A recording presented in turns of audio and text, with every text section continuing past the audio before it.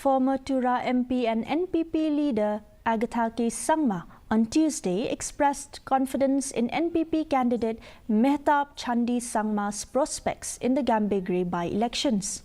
Agatha emphasized that the people of Gambegre have witnessed the development work led by Chief Minister Conrad K. Sangma and NPP ministers, and she believes they want to elect an MLA connected with the government to ensure continued progress and access to beneficial schemes.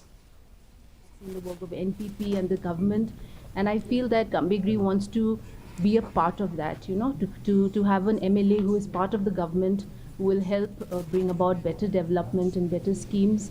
So I really feel that the people of Gambegre are looking forward to voting in this election, and they will definitely look at the government of the day. They will look at our Honorable Chief Minister and also our candidate, Mrs. Mehtab A. Sangma. She is a very, very qualified candidate, has had a vast experience, in public life. So I really feel that the combination is wonderful and we will see good results.